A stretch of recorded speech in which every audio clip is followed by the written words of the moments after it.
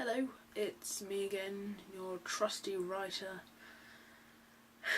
Today's question that I want to try and answer is, why did I choose Moriarty? I suppose so many shows and so many films focus on the good guys, and what I've learned is that it's often the dark ones who we're most curious about. The ones that do make those decisions to go beat people up. I mean, yeah, they're considered heroes nearly all of the time, but why, you know? And I think I always find myself very fascinated by the villains, especially the slightly insane and mad ones. Think the Joker, or basically Moriarty. And I think it's when you see him slightly unhinged and you kind of realise he is not actually on the same plane of existence, and his mind is somewhere else, and it's cruel. It's absolutely cruel, and there's so little in him that you want to connect to.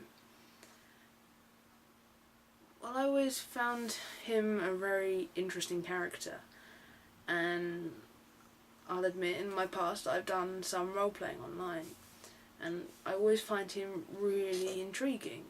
You never know what he's going to do next. Why? Because he comes up and he says, this is what I'm going to do today, A, B, C, and then he goes, I'm going to skip to E, which didn't actually exist in the plan. And it's crazy, and that's what I love about him, that you never know what's gonna happen, that he will go, yeah, it sounds crazy, but I can make it happen, and that's what I want to explore. Can he make it happen? At what cost does he make it happen? And I think that over the time, the plan I have, it slightly covers it. The curious thing to me was, I've always found Moriarty easy to write, and he talks to me far too easily. And I thought this was all going to be the fun and we get to know him a bit more. And what it's turned out to is, yeah, I started with Moriarty, but the main person I'm connecting to is Moran, which is insane because he's so much more disconnected, and he really doesn't give anything away, and yet he's the person who's going on the biggest emotional journey, even if it does feel that his emotional journey ends up being pretty much no emotions, which is what Jim is expecting of him. There's quite a lot of fun when writing the two boys, because as they explore the two different parts of themselves, in Chris, it's Chris being everything he's been brought up to be. It's the person who connects to his mother. It's the person who hides away, locked up, poring over books and books on Sherlock Holmes and Moriarty, and not even sticking to canon because he loves Moriarty so much that he has to go and watch Star Trek over and over again because Moriarty's in it. And those little things, that is Chris. But he feels like he knows Moriarty so well through all of this that he's earned the right to focus on the most famous Moriarty of all time, James, the fictional one, and he wants to do that, which is great. But Jim's not quite there in the way that Chris is there. Jim has a lot of confidence, and he will go with it. And a lot of the time, especially in the early times, Chris is just faking at being Jim, and it's not going to be always obvious. But there will come a time, probably fairly way down the line, that he can't actually pretend anymore, and he does need Moran's help to keep going. As to when that's going to happen, you've got to look a couple of series down the line. Moran, on the other hand, is completely different, because who he was in the army was basically Sebastian.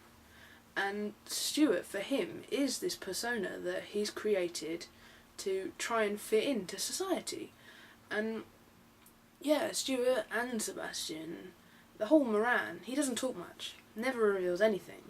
So in a way you wouldn't notice so much that Stuart is really different to Sebastian until you see him angry or not guarded, and that's the point where you kind of feel really sorry for him, because he's obviously been through a lot, and you just want to know why and how and what has happened to him.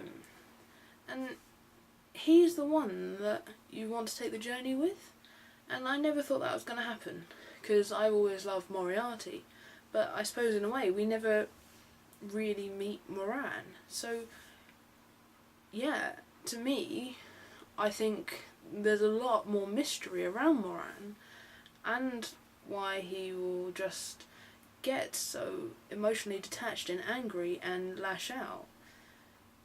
But we don't see that while he's successfully managing to stay as Stuart. But Chris pushes that away. He wants Sebastian. He wants him. And he might feel like he's cracking open an Easter egg and finding the Smarties or something inside, the little chocolate pieces, but what are they really? They're going to be fragments of bullets, and they're going to hurt when he discovers them. So yeah, I find Moriarty and Moran fascinating, and there is a lot of depth to them that never normally gets discussed, because everyone loves the mystery of a villain. But I think finding out a bit about these boys and their journey into basically trying to mirror the fictional ones is quite telling, in a way, on who the books mean, the characters in the books and the films and everything, what they really mean to Chris and to Stuart. Obviously Stuart doesn't really know anything about them. Who would know that there's a Moran in the canon if you're not a big fan? But even in the canon he's hardly there, so you can be forgiven. So the question is, what does Moriarty, Professor James Moriarty, mean to Chris, and what does having his colonel really mean to him? What does he want from it? Does he really want to run a crime empire? Or is that just what he thinks he wants? So we've a long way to go. As I've said elsewhere, I've currently planned at roughly 5 series. I've only written one of them. So